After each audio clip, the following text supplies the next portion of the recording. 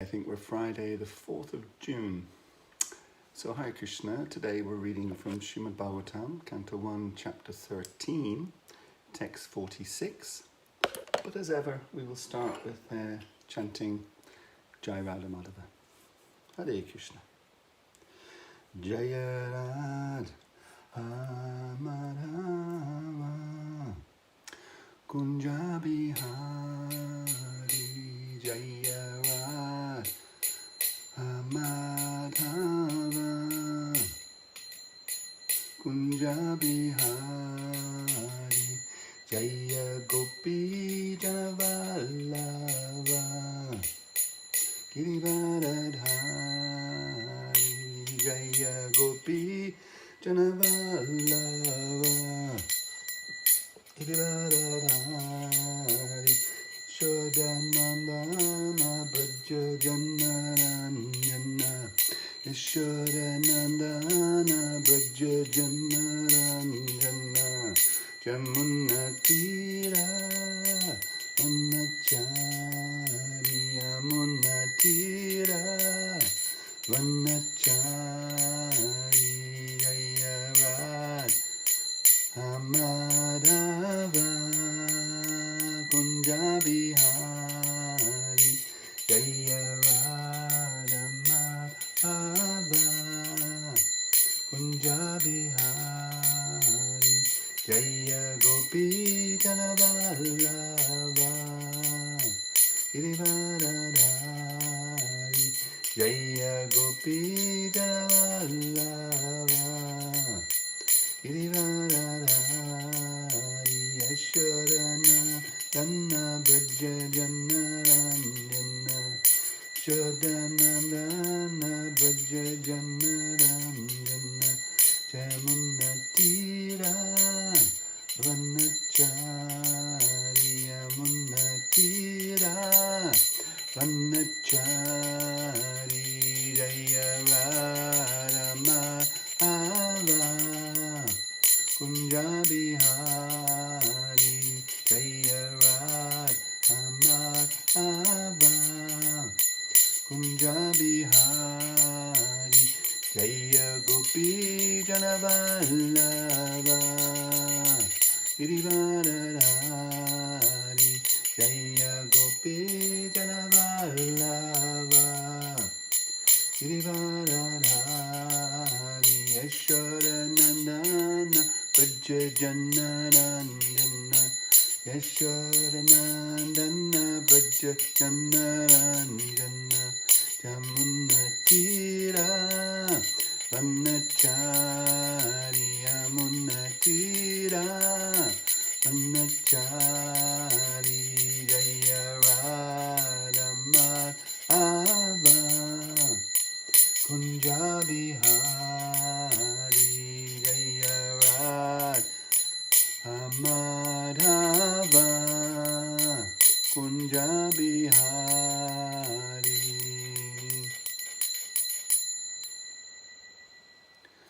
Om Namo Bhagavate Vasudevaya.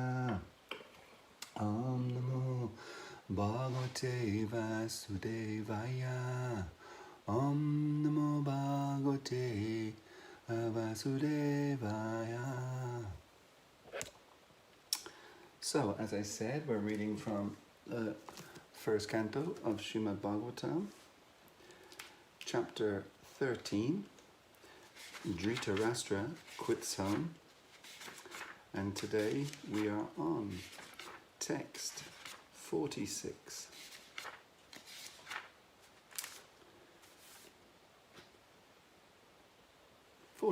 And I will just chant the Sanskrit.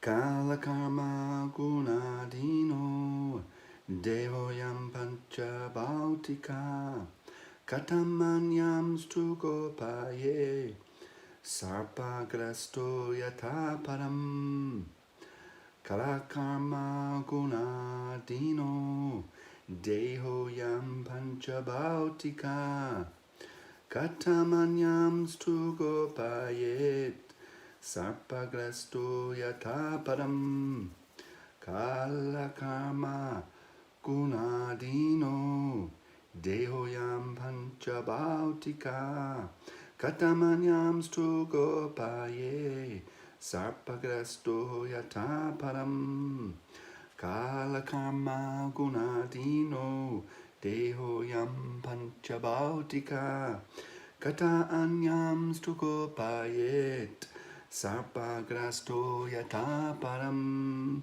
Kala, eternal time. Karma, action. Guna, modes of nature. Adina, under the control of. Deha, material body and mind. Ayam, this. Panchabhautika, made of 5 elements. Katam, how. Anyam, others. To, but. Gopayet, give protection. Sarpagrasta, one who is bitten by the snake.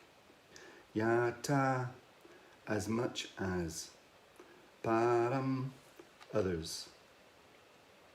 Translation by His Divine Grace A.C. Bhaktivedanta Swami, Srila Prabhupada. This gross material body, made of 5 elements, is already under the control of eternal time, kala, action, karma, and the modes of material nature, guna. How then can it, being already in the jaws of the serpent, protect others? Purport, again by His Divine Grace A.C. Bhaktivedanta Swami, Srila Prabhupada Ki Jai. The world's movements for freedom through political, economic, social and cultural propaganda can do no benefit for anyone, for they are controlled by superior power. A conditioned living being is under the full control of material nature, represented by eternal time and activities under the dictation of the different modes of nature. There are 3 material modes of nature, namely goodness, passion, and ignorance. Unless one is situated in the mode of goodness, one cannot see things as they are. Excuse me. The passionate and the ignorant cannot even see things as they are. Therefore, a person who is passionate and ignorant cannot direct his actions on the right path. Only the man in the quality of goodness can help to a certain extent. Most persons are passionate and ignorant, and therefore their plans and projects can hardly do any good to others. Above the modes of nature is eternal time, which is called kala, because it changes the shape of everything in the material world. Even if we are able to do something temporarily beneficial, time will see that the good project is frustrated in course of time. The only thing possible to be done is to get rid of eternal time, kala, which is compared to kala sarpa, or the cobra snake, whose bite is always lethal. No one can be saved from the bite of a cobra. The best remedy for getting out of the clutches of the cobra-like kala, or its integrity, the modes of nature, is bhakti yoga, as it is recommended in the Bhagavad Gita 14:26. The highest perfectional project of philanthropic activities is to engage everyone in the act of preaching bhakti yoga all over the world, because that alone can save the people from the control of Maya, or the material nature represented by kala, karma and guna, as described above. The Bhagavad Gita 14:26 confirms this definitely. Translation again. This gross material body, made of 5 elements, is already under the control of eternal time, kala, action, karma, and the modes of material nature, guna. How then can it, being already in the jaws of the serpent, protect others?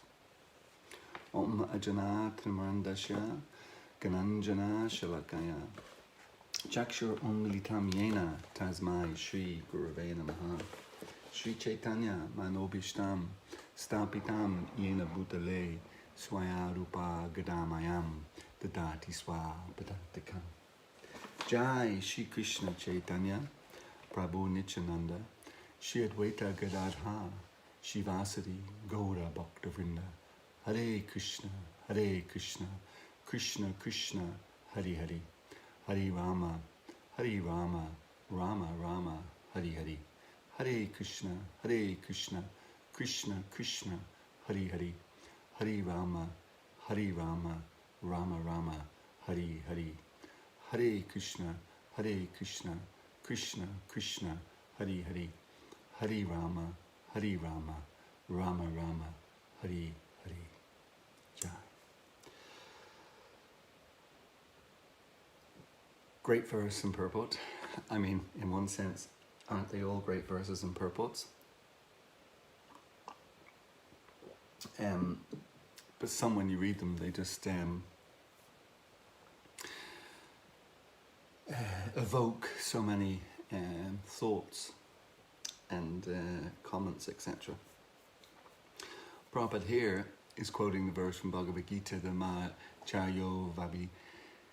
Vabhicharena Bhakti Yogena Sevata verse, or Sevate verse, which is basically saying that one who engages in full devotional service, unfailing in all circumstances, at once transcends the modes of material nature. And that's what this verse and purport are talking about, the modes of material nature. So this verse is saying that, you know, one who engages in full devotional service at once transcends the modes of material nature like that, and attains the stage of Brahman.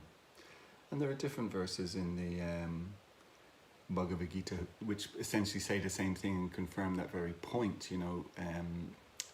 I guess, well, another one would be, one that I personally like very much, is Etam Vibhutam Yogam Cha Mamayo Veti Tattvataha Zovikalpena Yogena Yujate Natra Samshaya. And that verse is saying similar. The previous verse, the Bhakti Yogena Sevate verse, saying one who engages in full devotional service, unfailing in all circumstances. And this verse is saying one who is factually convinced of this opulence and mystic power of mine. This is Krishna speaking. So one who's factually convinced of my opulence and mystic power, etc., they will engage in full devotional service. Of this there is no doubt, and then attain me. So it's interesting. The first one is saying if you engage in full devotional service, you'll immediately overcome the modes of material nature. But then that other verse, the second verse, which comes first in the Bhagavad Gita, by the way, the Etam Vibhutam Yogam Cha verse is in the 10th chapter, 10.7, and this other verse is the 14.26. So the verse that I'm quoting second comes first in the Bhagavad Gita. One who is factually convinced of this opulence and mystic power of mine engages in full devotional service. Of this there is no doubt. And the other one is saying if you engage in full devotional service, you immediately overcome the modes of nature. So if you put those two verses together, then the way that we can engage in full devotional service is to be factually convinced of Krishna as the Supreme Personality of Godhead. That will allow us to engage in that's the bedrock and the incentive, the reason for engaging in full devotional service. It's not that we just do it blindly, we do it for a reason like that. However, the first sentence of Prabhupada's purport really says it all. I mean, as I say, sometimes you read different things that Srila Prabhupada writes, and they hit you, affect you, impact you in different ways. So let's read that first sentence of the purport again. The world's movements for freedom through political, economic and social, cultural, The world's movements for freedom through political, economic, social and cultural propaganda can do no benefit to anyone, for they are controlled by a superior power.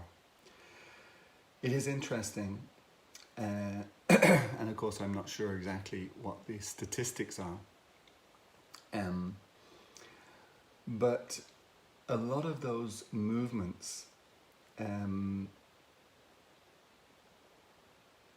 or let's say all of those movements, would have a considerable percentage of people involved in them who are either agnostic or atheists like that.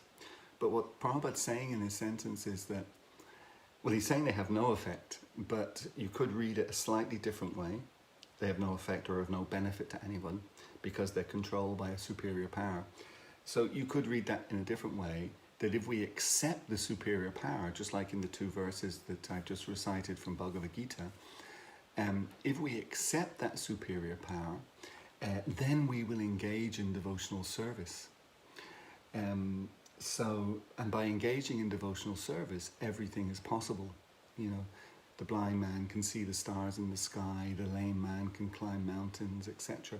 But once we have faith, faith is such, Shraddha is such a powerful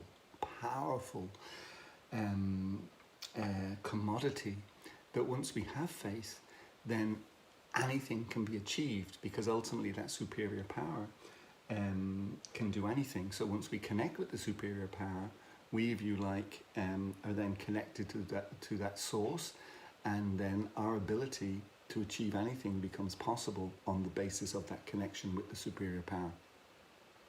But as I say, many of those engaged in these movements don't have that connection. They choose not to have that connection. Some of them will be very strident in their rejection of that concept of there being a superior power. So therefore, what Prabhupada's saying is, these movements, you know, they can have no effect. They can have no effect because they don't have that connection, and therefore they don't have that potency or shakti about them. Everything is controlled by kala, this is or eternal time. This is the other point that Prabhupada's making very strongly in the purport, that everything is controlled by eternal time. And you just have to look at that, even in our own lives, actually. You know, sometimes you'll see footage or videos, etc., or maybe even some of your family members would have them, from when you were a child, and you'll see, you know, immediately you can tell that the place in one sense is the same, if we take Dublin as an example, but you will see so many changes connected to that, and that's just in a short space of whatever, 40-50 years of our lives, however old we are, and you can see considerable change. You extend that over the centuries, over the millennia, the change just becomes, you know, incredible. So all the different ages that the cycle of the earth goes through, and all of that, the change is just dramatic. So our time on the planet, and our time to affect change, is actually very, very small and very limited. And the only way, as Prabhupada is saying, that it will be effective will be is if we have that connection with that superior power. But yeah, it's just amazing, because so many people are engaged in these movements, you know, whatever they are. You know, I remember as a kid, I didn't actually go in the end, but I wasn't a kid, a teenager, I guess, whatever. But they had that anti-nuclear rally down in Carnsall Point in Wexford. So all of those types of movements, and they evolve and change and whatever and modify themselves, but they've just been constant throughout my life. But actually, you know, how much change has taken place, and that's in a relative context, you know, the change is very limited. But when you put it into the eternal context, then the change is really, it's of no consequence. It's literally of no consequence. So yeah, powerful sentence that Prabhupada is referencing. And actually tomorrow's verse, sorry for whoever's giving the class tomorrow or giving the next class, but the very next verse is a famous verse, and it just further confirms that, and confirms the nature of this world, and how our role in it, defining our role in it, defining all of our, not just our role, but every living entity's role in it, if you don't have that connection to the superior power and you're not on that track of truly endeavouring to understand the nature of our existence and our role here and all of that. So the next verse is ahastani sahasthanam appadani chatusparam pahalgani tatramaha tam jivo jivasya jivanam. In a sutra, in a really simple translation of that verse, it basically means that one living entity is food for another. And again, you see that in society, our society, that really just one living entity is food for another, like that. And that's the nature of this material world. I think we have a saying, dog eat dog, like that. It's literally like that, dog eating dog, or the dog eating something else, and something else eating something else, etc., like that. That one living entity is simply food for another. It's an unpleasant place, basically. That's what the bottom line, even on a day like today, as I look up at the ever-increasing blue sky, it looks attractive sometimes, it is attractive sometimes, it's alluring and all of that, but ultimately it's an unpleasant place, not least because of not just one living entity is food for another, but all of us, regardless of our situation, that we're all forced to take birth, we're forced to grow old, we're forced to accept disease, and ultimately we're forced to leave this world, and we have no choice in it. So you would think in that context, actually even, whatever your philosophical, spiritual thoughts are in terms of, atheism, agnosticism, etc., theism, and whatever other ism that is out there, you would think just that very clear, sharp reality of the world that we live in would be sufficient for us to understand how kind of insignificant we are in affecting change. All of those movements will tell you that they may have, from their perspective, feel that they've affected some change, but there's so much more work to do. They will always make that reference. There's so much to be done. So our ability to affect change is so limited. You would think that would propel and accelerate our understanding of how actually insignificant we are. Even if you look at that in the light of something like this coronavirus, that it just is spreading all over the world, and they're trying all different things to stop it and whatever. Just a simple virus, and it sort of challenges the whole of human race and the whole structure and order of the society that we've become used to over the last number of decades or whatever. And that's just one simple thing. There are so many other things that are, I was reading something about India, and right at the height of them suffering the difficulties they're suffering with the coronavirus, then they had two tropical storms, cyclones, whatever, hurricanes, one coming hitting the western coast of India in Gujarat, and one coming in to hit the east coast of India in Bengal and Orissa, and so much devastation, So you're fighting one thing, as I say, just one thing, this tiny little virus thing, but then all these other things come hitting you as well. So you would think that would lend itself to us more clearly understanding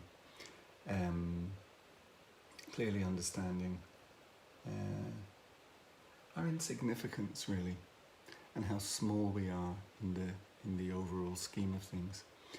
But it doesn't, or it needs to be a constant meditation that we have in order for that reality and that realization to take hold with us. In other words, we may at times think like that, but the whole way that we work, if you like, is always pushing us in a different direction, thinking that we are very special, we are very important. There's that one nice aphorism, Atmavan manyate jagat, the Atma, us, the spiritual being, manyate, the mind, jagat, the universe, that there's this constant tendency for our minds to be trying to convince us that we're the center of the universe like that, and that we're oh so important. But that doesn't mean that it's the reality, or doesn't mean that it's true. There's one nice story actually with Srila Prabhupada and one of his disciples, a very well-known disciple, wonderful devotee also, who's left this world some years ago now. And his name was Tamal Krishna Maharaj. But anyway, one day, one of the devotee, the ISKCON artists who was doing all the nice, actually, ironically enough, the story relates to the cover of this this canto of the Srimad-Bhagavatam, the first canto. Particularly here, this picture you see here, if you can quite see it, it's of Mahavishnu lying on the causal ocean like that. And it's talking about the creation of the material universes. So the service of the artist was to paint appropriate pictures for the books like that. Srila Prabhupada would explain to them what the picture should contain and all of that, and give them all the background and the framework for it, and then they go off and they would paint and they would come back and Prabhupada would give feedback like that. So this devotee, I think his name was Muralidhar, he came in to show Prabhupada his kind of latest, and I think from his perspective maybe hopefully the final version of this particular painting. So he did that. He came in, and Tamal Krishna Maharaj was in the room also, and showed the painting, and Prabhupada was appreciating the painting. And of course what it's showing is, as the picture showed, Mahavishnu lying on the causal ocean, and then all the universes being born, if you like, from the pores on his skin. And those universes are unlimited, and then into each of those universes Vishnu further expands, and then further expands again into every single living entity. And it's just this extraordinary, it starts to impress upon us the enormous, the gigantic thing that is creation. And of course this is just the material creation, which is at any given time understood to be in and around 25% of the overall creation when you take into the spiritual world as well. So it's only 25% or a quarter of the creation. But then even within that, it's just so vast and gigantic. What we see from our planet, and we look up at those stars at night, that's just again a tiny portion of the overall material creation. That example you've probably heard me give before. It's like you get a sack of mustard seeds, so say a 25 kg sack of mustard seeds, you cut that open and throw the mustard seeds out over a huge area, big room in a big building. They'll just immediately cover the whole floor. There's so many of these mustard seeds. And just one of those mustard seeds, those tiny mustard seeds, represents the universe that we're in, if you like. So there's so many more of these vast universes, millions, if not billions, of these vast universes within this material creation. And then this material creation is only representing 25% of the overall creation. So again, it just gives us that sense of how vast the overall cosmic manifestation is. So this devotee brought in that painting, was showing it to Srila Prabhupada, and Srila Prabhupada was liking it very much. But then he kind of changed the discussion, if you like, but used that painting to help him as the example of to give the example he was going to give.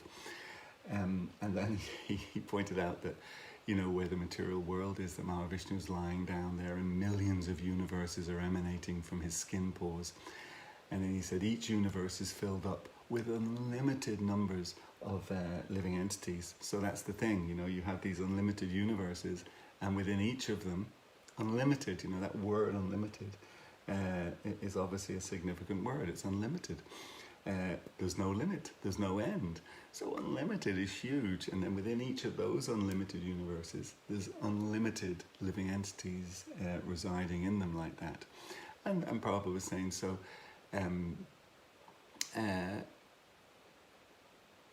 as as well as the unlimited living entities, there's unlimited planets that these living entities are living on. And there's another interesting thing, both in the context that our understanding is in this universe, Earth looks like being the only one inhabited. Even if that is true, there's a whole other discussion around that in the context of in the form that we're aware of, that may be true, but what about in other forms, other subtle forms of existence, etc. So that's a whole other discussion in and around itself. But even if we take that, just relatively speaking, to be true, so one of these planets in one of these unlimited universes is planet Earth, like that. And on this planet Earth, there are so many continents. And on within each continent, there are so many countries. We're living here in the European continent. Not sure how many countries there are in Europe, but there's certainly, quite a number. So we're living here in Europe. Of course, Prabhupada at the time was in America, actually in Los Angeles. So he was saying, within these continents here in America, so we have this country, North America, USA. And then within each country, there are so many states. In America, of course, we know there's 50 states. So there's 50 states in America. So within all of those states, we're in one of those states, California. And then within that one state, there are so many cities. So I don't know how many cities there are in California. It's a big state. There's probably many, many, many, many cities. So probably saying there's so many cities. And then within of those cities, we're sitting in one of those cities, Los Angeles. And then within Los Angeles, there are so many districts. The district where our temple is in Los Angeles is called Culver City. Actually, it's called a city. So Los Angeles is a city, but then within the city, there are so many other, even cities within a city. Los Angeles is so big. So we're sitting in a particular region, Culver City of Los Angeles. And then within that region, within that city, there are so many subsections. And within each subsection, there are so many streets and roads. And then with all those roads and streets, there are so many houses. And then we're on, I think, La Cienega, I think is how you pronounce it, I'm not sure. We're on La Cienega Boulevard. And in La Cienega Boulevard, a very long boulevard, there are so many houses. So within all those houses, we're sitting here right now in one of those houses. And it's a nice house. And within that house, there are so many rooms. We're just in one of those rooms. And then within those rooms, we have some people in the room. There was 3 of them there, Prabhupada, Muralidhar, Tamal Krishna Maharaj. And then Prabhupada, with a smile on his face, looked at Tamal Krishna Maharaj and said, so even all of this vastness, starting with Mahavishnu lying on the causal ocean and all the universes emanating from the pores in his skin, and then down to all the things that I've just mentioned, you come down to one room in one house. And Prabhupada looks at Tamal Krishna Maharaj and says, it's a wonderful pastime. Tamal Krishna Maharaj is so appreciative of it, that Prabhupada was instructing him nicely in that way. He says, and then in this room, one person, Tamal Krishna Maharaj, is thinking that he's so important. Atmavan Manyate Jagat. So it's just to give us that understanding, of our insignificance, in the greater scheme of things. And it is something that we have to kind of battle against, to not allow whatever it is that's inside us, our false ego, that's always trying to convince us that we are very important like that. So in this context of today's verse, better look at the time. Okay, I'll just speak for maybe another 5-10 minutes. Don't want to take up too much of everyone's time. I'm sure you will have things to do today. So in the context though of that vastness, trying to explain that, and then what's mentioned here in today's verse, it's for the illustrated that enormity of the creation by what's talked here in the actual verse, that the gross material body is made up of five elements. So the 5 material elements are earth, water, fire, air and ether. They're the 5 material elements. There's 3 then subtle elements, mind, intelligence and false ego, what we've just been talking about. So there's the 5 gross and the 3 subtle material elements.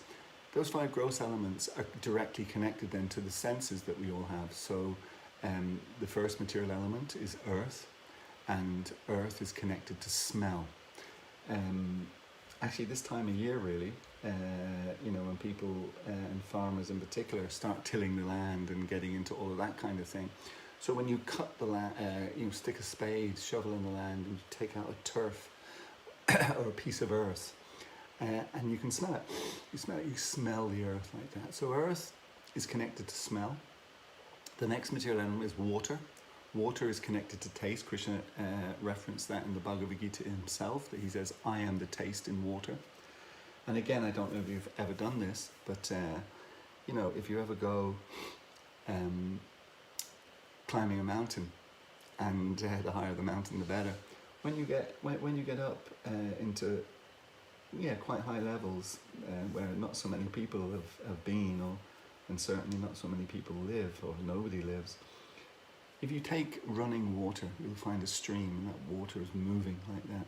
If you actually take some of that water in a container and drink it, you really get the sense of what it means when it says, when Krishna says, I am the taste in water. You won't get that from a tap in Dublin City, because they put so many chemicals in that they have to do that to make sure the water isn't contaminated in any way.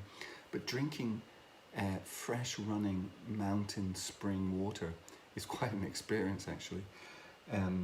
So water is the next one, and that's connected to our sense of taste.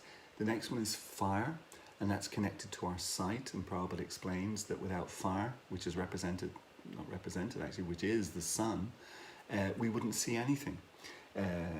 So once we're in darkness, if there's no sun, no electricity, we cannot see. Our eyes may be perfect, but we cannot see anything. So there's that direct connection between fire or light and our eyesight like that, our ability to see.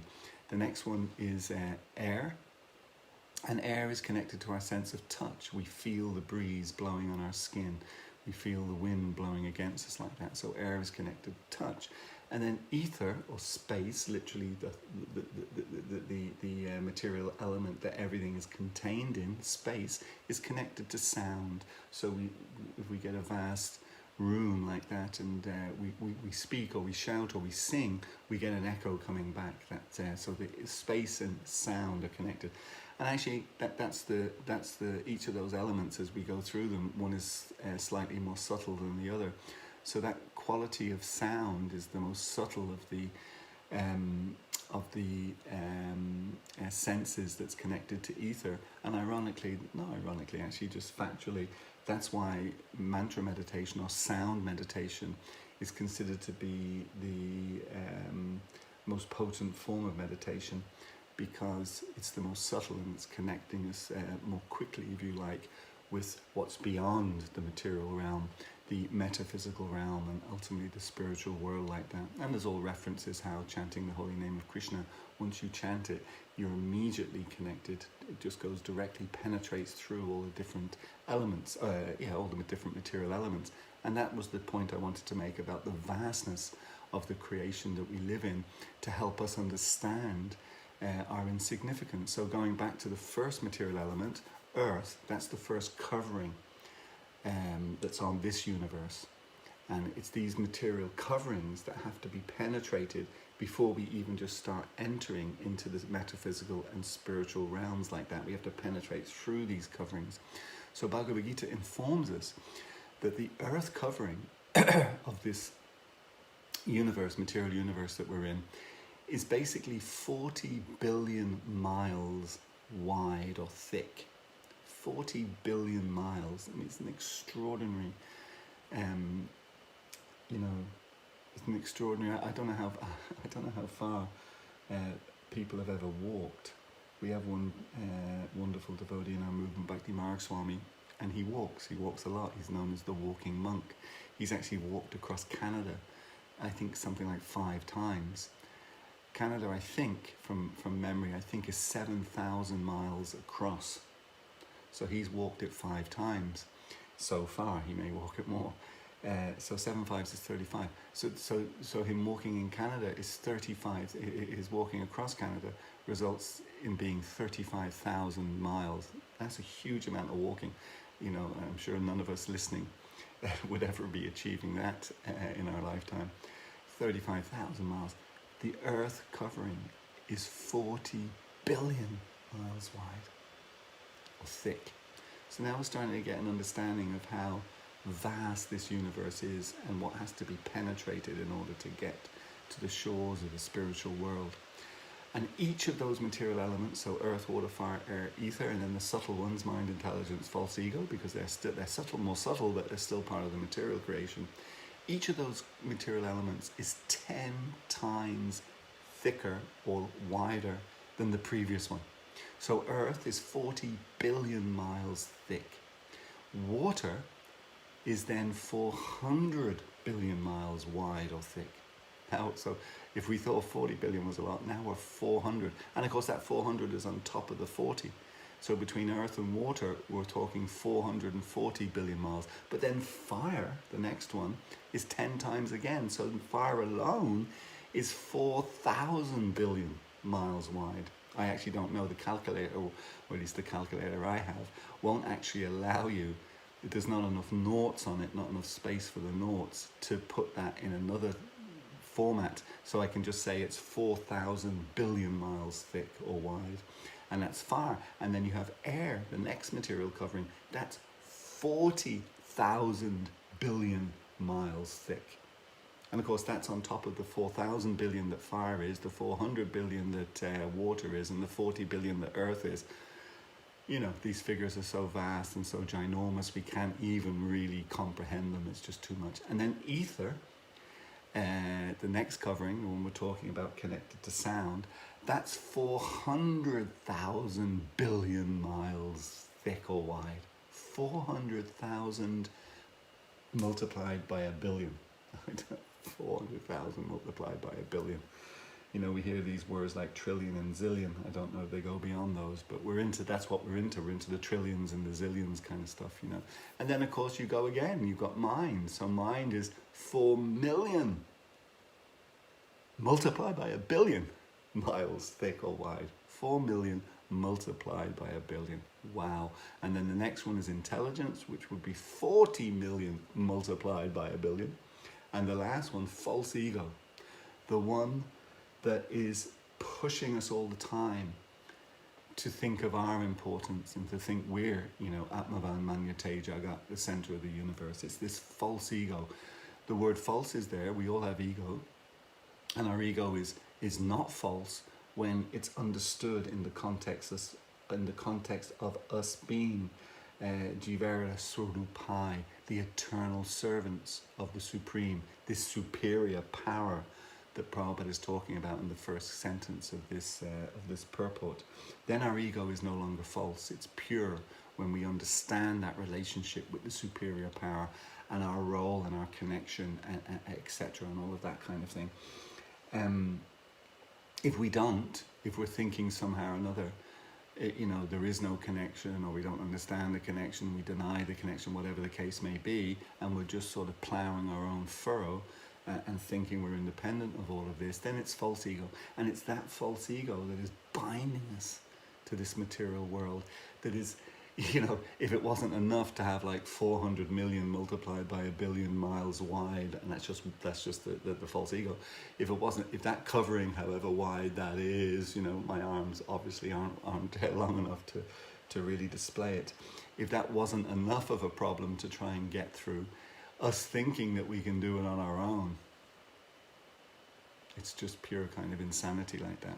So the Vedas do that. They teach us about the infinitesimal nature of the jiva, of the spirit soul, and it tells us that the spirit soul is compared to being the size, in terms of size, 1/10,000th the tip of a hair. So you take one of my hairs out, if you can find them, and then you divide it into 10,000 parts.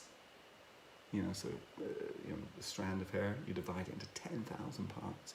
One of those parts is described as being the spirit soul, in terms of its size. So we're tiny, we're infinitesimal, we're insignificant in that context. However, the quality of us as spirit souls, that's the size, but the quality is the same as the Supreme. It's non-different than Krishna in quality. So from that point of view, we're not insignificant at all, but we are infinitesimal, we are tiny.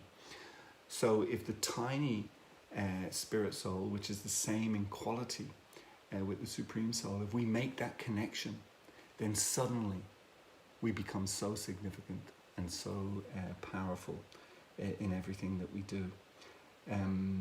So that's the goal. The goal is to understand our infinitesimal nature, understand our insignificance if we are not connected with the Supreme Spirit Soul. The other examples given is like a fire. So you have a blazing fire. Now that fire is so potent. I can remember as a kid, we used to go on camping trips, some organised camping trips. They were well organised, and I can't remember, 2 weeks. I think at the weekend we used to have these campfires, on a Saturday night or whatever, and you'd have some people who could play guitar and sing and all that kind of thing. But they would build a big fire, and you would see that fire, the intensity of it in the centre of that fire, so powerful. But of course, and wood would be the main, or probably the only thing that was burning. But then you have sparks flying off that fire. As those sparks break away and fly, within really a very, very short period of time, they burn out, they disappear, then they don't exist anymore, because they've disconnected themselves from the source of the energy. And they cannot sustain themselves on their own. They become, like us, they're infinitesimal, if you like, and the sparks just burn away very, very quickly. But as long as they're connected to the main source of the fire, the potency and power is just extraordinary. So that's the very same for us, that as long as we have that direct connection with Krishna, the Supreme Personality of Godhead, then we're significant, we're relevant, and we can achieve extraordinary things on behalf of Krishna. Once we disconnect ourselves, think that we're independent, and somehow or another in this vast universe and these vast universes, that somehow or another, we're going to be able to break through all these material coverings. It's an illusion. And on that note, I think I will finish today. Thank you all very, very much for listening, and let us all unify together in that common understanding of one, our tiny and insignificant role, but how that tininess and that insignificance can become extraordinary once we connect back with the original source of not just this creation, but the original source of us, the Supreme Personality of Godhead. Then everything becomes wonderful and glorious like that. And as is said here in the purport, in the verse and the purport about Kala, eternal time, at one point, sorry, I should have said this earlier, at one point Prabhupada talks about how we can get rid of, that's what he says, the only thing to do is to get rid of eternal time. And here's the thing, time, there are two things, many things really, but two things that I'll emphasize in difference between the material world that we live in now and the spiritual world. They are karma. Karma only happens here in the material world. There is no karma in the spiritual world. The spiritual world is free from karma. And the other thing the spiritual world is free from is time, because the spiritual world is eternal. So time can have no impact on eternality. Time only affects us here in the material world, because everything in the material world has a beginning, a middle, and an end. And because everything in the material world has a beginning and a middle and an end, time controls it. But there is no beginning, there is no middle, and there is no end in the spiritual realm. So that connecting back with Krishna, the Supreme Personality of Godhead, and going back home, back to Godhead, Krishna's home in the spiritual world, which has no beginning, no middle, and no end. That's how we get rid of time. And time is described like this kind of tiger stalking us from behind at all time. Right from the time that we're born. Once we're born, we have to grow. As I said at the beginning, we have to grow, we have to accept diseases, and ultimately have to die. So time is a problem for us, because we know that here in the material world, what time means is essentially death. That's what it means, and none of us want to die. So how to get rid of time, as Prabhupada is saying, we get rid of time by reconnecting with Krishna and reconnecting with our eternal nature. And therefore time then has no grip on us, no hold on us, has no effect on us. It just becomes an irrelevance. Okay, thank you all very much and have a nice time today. Hare Krishna, glories to Srila Prabhupada.